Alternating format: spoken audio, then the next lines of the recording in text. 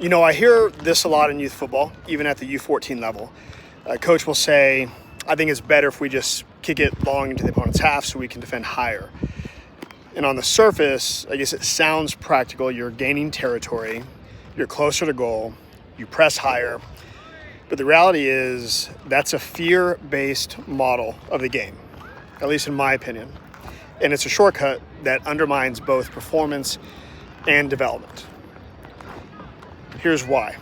First, kicking long eliminates your central processing hub. So in forms and in our methodology, we talk about architects, orchestrators, and synthesizers.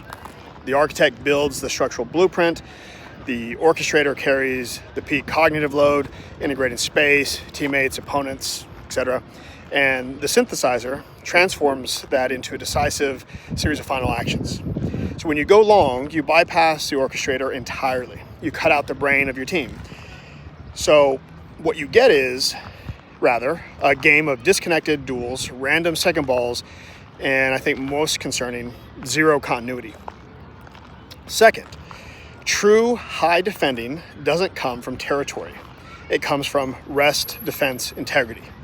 Compact spines, layered neural programs, immediate counter-pressing.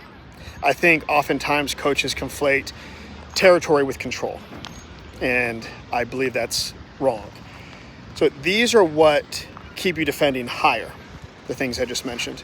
So when our players lock down lanes, they seal the spine and leave one outlet, we deny the opponent the ability to breathe.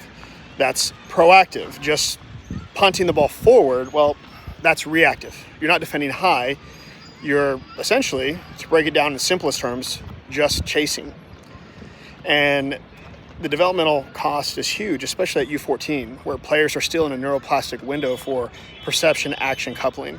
So if your midfielders never learn to reconcile cues under pressure, if your forwards only learn to chase random balls, they never develop into elite orchestrators or synthesizers.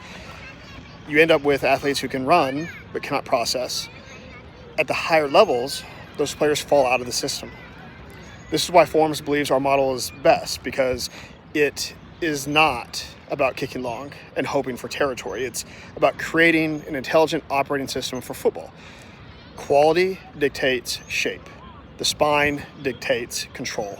And relationism dictates flow. We defend higher not because we gave the ball away, but because we never let the opponent have it on their terms. And we believe that's the difference between fear-based football and neuroprogressive football. That's Forms. That's alpha.